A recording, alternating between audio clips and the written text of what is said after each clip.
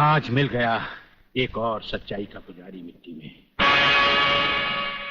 आग इनके शरीर को तो राख कर देगी, लेकिन इनकी आत्मा की आवाज कभी मिट नहीं पाएगी। पुलिस डिपार्टमेंट के इतिहास में डीआईजी रुद्र प्रताप चौहान का नाम सुनहरे अक्षरों में लिखा जाएगा। बहन, भगवान की मर्जी के सामने इंसान बेबस है। मुझे आपके परिवार के साथ पूरी हमदर्दी है। बहुत हो गई हमदर्दी। मंत्री साहब, ये भाषण बंद कर दीजिए। कुछ ही दिनों के बाद आप ही के डिपार्टमेंट के लोग जब इनका घर खाली करवाने जाएंगे ना, तब मैं पूछूंगा आपको हमदर्दी के बारे में। Bagle, control yourself. जब तक हमारे डिपार्टमेंट के गद्दार और खादी के कपड़े के पीछे छिपे हुए दरिंदे जिंदा रहेंगे ना, ये चिताएं ऐसी ही जलती रहेगी, एक के बाद एक। कुछ चंद सिक्के मिलेंगे भाभी को सरकार की तरफ से भविष्य के लिए। Bagle, stop it. बोलने दो इसे, ठीक ही तो कह रहा है। लेकिन मैं वचन देता हूं कि डीआईजी रुद्र प्रताप की कुर्बानी व्यर्थ नहीं जाएगी। मैंने दिल्ली में केंद्र सरकार से बात कर ली है। इनकी हत्या की तुरंत ही न्यायिक जांच होगी। आज तक कौन सी कमेटी ने सही जांच करके मुजरिम को सजा दी है? यह आपकी कमेटी समिति की जांच की फाइलें होती है ना, ये ढुलमुल सरकार बदलते ही गुम हो जाती है। न्यायिक जांच करेगी दिल्ली, अंधी और वैरी दिल्ली। ये दिल्ली बस मुंह है इसलिए पटर पटर करती रहती है। ये करना है, ये होना चाहिए, हमें दिखाना है। बस दिल को तसल्ली देने के लिए अच्छा लफ्ज है दिल्ली। इंस्पेक्टर वागले, मैं तुम्हें सस्पेंड करता हूं। बस सस्पेंड होते होते मैं थक गया हूं। निकाल दो मुझे नौकरी से। सच्चे पुलिस की या तो मौत होती है या तो सस्पेंड किया जाता है। इस वर्दी ने मेरे हाथ काटे, वरना एक एक गले चीर देता मैं।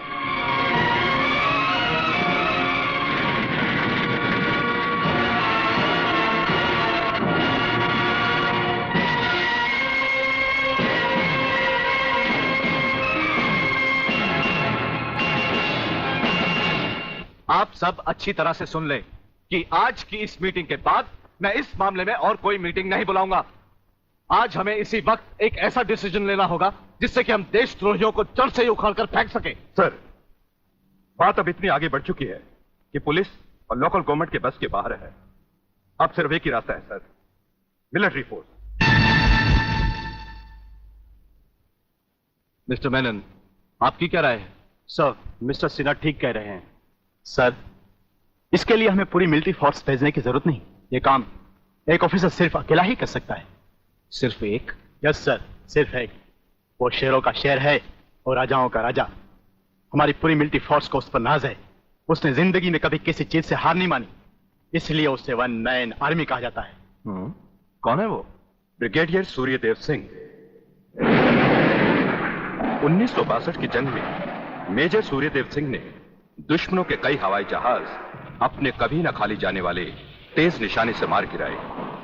उनकी इस दिलेरी और बहादुरी की कद्र करते हुए सरकार ने उन्हें परमवीर चक्र से सम्मानित किया और उसी के साथ मेजर से ब्रिगेडियर बना दिया।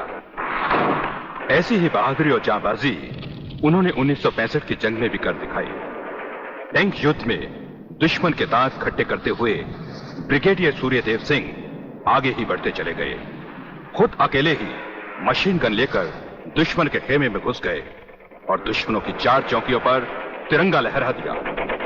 सिर्फ यही नहीं, इससे भी बढ़कर दिलेरी और बहादुरी उन्होंने 1971 की जंग में भी कर दिखाई और दुश्मनों को मुंह तोड़ जवाब दिया। सत्यवादी तुपे, दोगले के औलाद ये कौन सी फिल्म लाया है? हमें उसकी सूरत देखनी है, उसकी बहादुरी की चर्चा नहीं सुननी। अरे जंग के मैदान में कोई भी तिस्मारखा बनकर वीर और परमवीर चक्र झटक लेता ही है, लेकिन वो कितना भी बहादुर क्यों ना हो, मेरी तलवार की धार से और गोलियों की बौछार से उसे कोई नहीं बचा सकता। कोई नहीं। ना तलवार की धार से, ना गोलियों की बौछार से। बनना डरता है तो सिर्फ परवरदिगार से।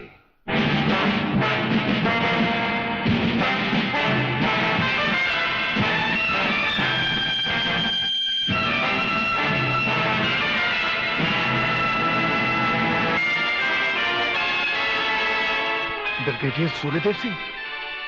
अच्छा, तो यही है तुम्हारा ब्रिगेडियर सूर्यदेव सिंह। ढूंढ डालो इसे। खबरदार, कोई हिलेगा नहीं।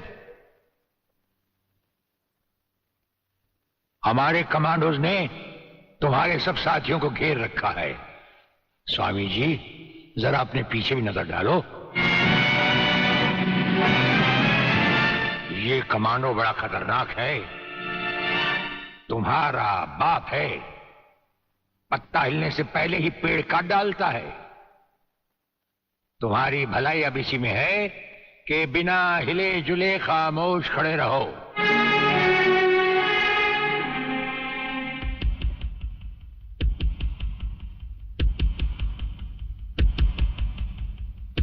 दुबे नाम है सत्यवादी। सत्यवादी दुबे। जैसे गधे की पीठ पर घोड़े की जीन अच्छी नहीं लगती, वैसे ही तुम्हारे कंधों पर ये सितारे अच्छे नहीं लगते।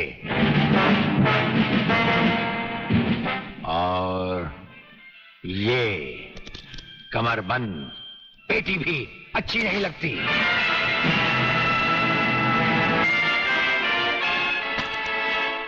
अब वो कसम याद करो जो तुमने खाई थी ये वर्दी पहनने से पहले। हम कसम खाते हैं कि हम पूरी ईमानदारी और वफादारी से देश और कानून की रक्षा करेंगे।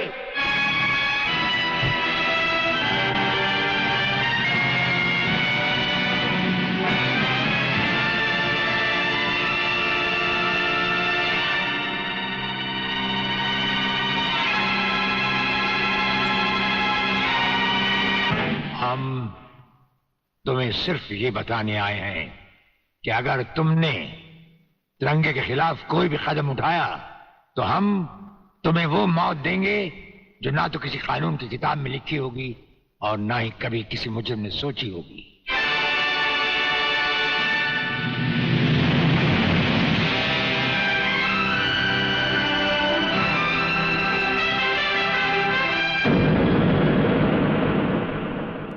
Hello, inspector Wagle speaking.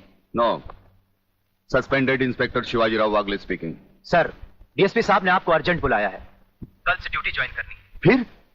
Inspector वागले, तुम्हें शायद मालूम नहीं कि तमाम पुलिस ऑफिसर्स की फाइल्स देखने के बाद ब्रिगेडियर सूर्यदेव सिंह ने सिर्फ तुम्हें चुना है। सर, अब तुम दोनों को मिलकर काम करना है, लेकिन तुम पूरब हो तो वो पश्चिम है। इसलिए सीनियर ऑफिसर होने के बावजूद मेरी तुमसे रिक्वेस्ट है कि ब्रिगेडियर सूर्यदेव सिंह के साथ मिलकर जो भी खेल खेलना हो, शांति और ठंडे दिमाग से खेलना। सर।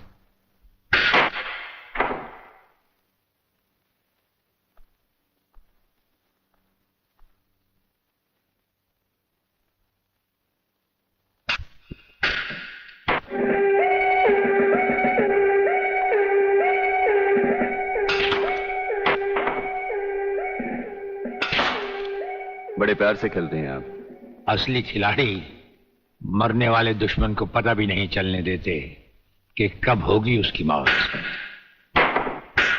तो फिर प्रलयनाथ को छोड़ क्यों दिया? क्या उससे गले मिलने गए थे? गले मिलने गए थे? उसके गले का माप लेने गए थे कि वो फंदे की मौत मरेगा या हमारे पंजे की। वागले, गर्मजोशी अच्छी चीज है लेकिन हमेशा काम नहीं आती। तुमने तो देखा ही होगा कि इसी गर्मजोशी की वजह से तुम कई बार सस्पेंड हो चुके हो। नौकरी की परवाह है किसको? यहां है कौन अपने पीछे रोने वाला? इस ईमानदारी की वजह से बहुत कुछ भुगता है, कोई तकरार नहीं है सर।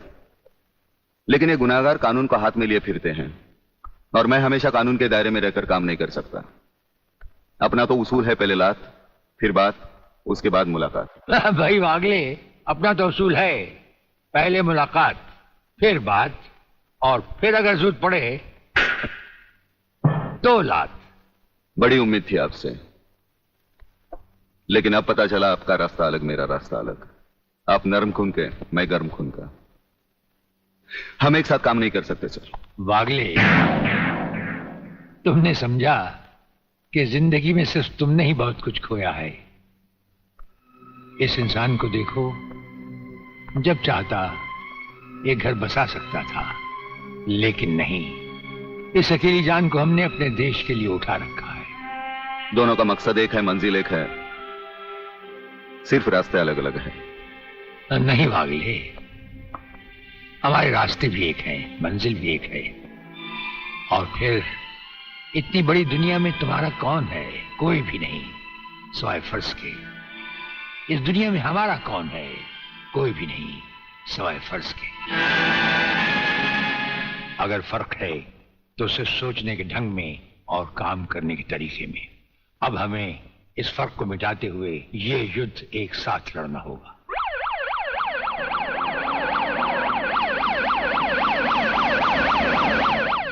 मुझे अपनी जान की तो परवाह नहीं है, लेकिन आप इस तरह खुलेआम गाड़ी में घूम रहे हैं, ये खतरा मैं उठा नहीं सकता। जिस गाड़ी में तुम बैठे हो ये मामूली गाड़ी नहीं। मामूली गाड़ी मामूली आदमियों के लिए होती है, ये गैर मामूली गाड़ी है, एक गैर मामूली इंसान के लिए। बुलेट प्रूफ, और इसमें ऐसे ऐसे गैजेट लगे हुए हैं जो बम से लेकर पटाखे तक की खबर में मिल जाती है। लेकिन इस वक्त हम जा कहां रहे सर? गाड़ी रुकने पर तुम्हें खुद ब खुद पता चल जाएगा।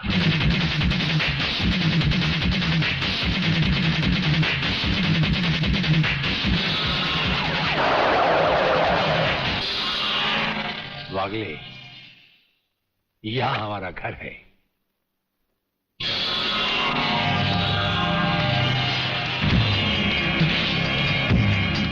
यहां तो सिर्फ चारों तरफ जंगल ही जंगल नजर आ रहा है, रहने की तो कोई जगह ही नजर नहीं आ रही। अभी नजर आ जाएगा बहादुर।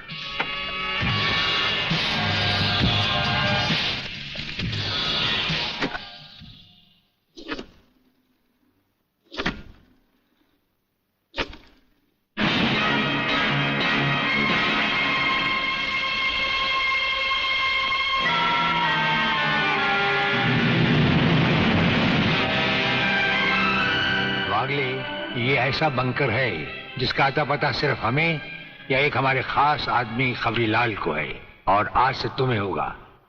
ये इतना मजबूत है कि इस पर ना तो कोई हवाई हमले का असर हो सकता है और ना किसी बम या बारूद का। दुश्मन तो क्या, हमारी इजाजत के बगैर परिंदा भी पर नहीं मार सकता।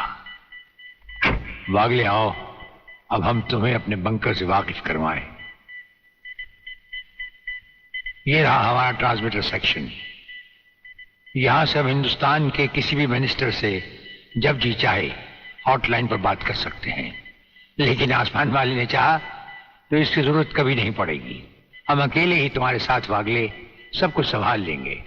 और वो देखो, वो एक कमरा जिसमें सब हथियार रखे हुए हैं, और उस कोने में रहा हमारा अस्पताल। यहां हर लाए दुश्मन का सीटी स्कैन करके उसकी अंदरूनी बीमारियों को बाहर निकाला जाता है। मुझे छोड़ दीजिए ब्रिगेडियर साहब, मैं सच कहता हूं, मैं प्रलयनाथ के बारे में कुछ नहीं जानता। मुझे छोड़ दीजिए ब्रिगेडियर साहब। और छोड़ तो तुम्हें जरूर देंगे, लेकिन तुम मोटे बहुत हो, थोड़ी चर्बी कम होने के बाद। यह अस्पताल मेरे हवाले कर दीजिए सर, चर्बी कम करने के बहुत से तरीके मुझे मालूम। हाँ, गुड वागले।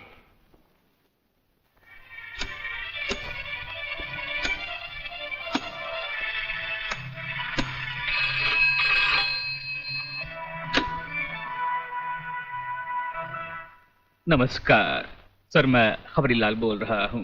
ओ खबरीलाल, आज के मुख्य समाचार ये हैं कि प्रलयनाथ गुंडा स्वामी ने खतरनाक किलर बब्बन खूनी को आपको खत्म करने के लिए एक बहुत बड़ी सुपारी दी है। हमारे नाम की सुपारी खाने वाले को जिंदगी भर दांत चबाने पड़ेंगे। ये हमारे नाम की सुपारी खाने वाले चमगादड़ के खाने पीने का ढाबा कहाँ है खबरीलाल?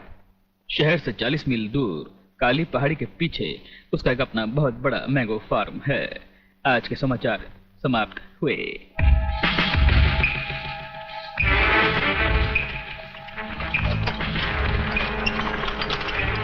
चौबे गंगवा, ये माल जो तू आसाम और यूपी भेज रहा है तगड़ा है ना? तगड़ा क्या सरकार, ये नंबर 1 फसल है, नंबर 1। अरे 25 मीटर दूरी पर जाती हुई गाड़ी को ये ऐसे उड़ाता है।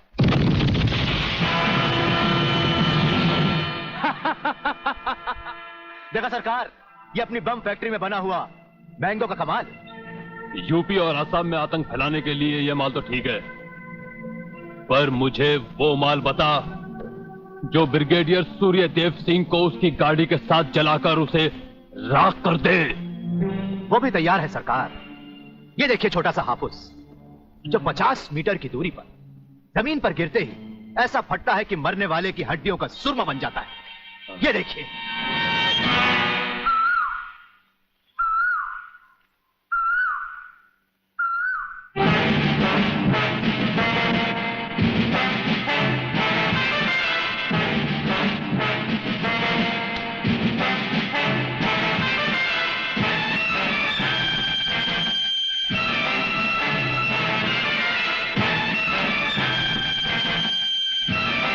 कौन हो तुम?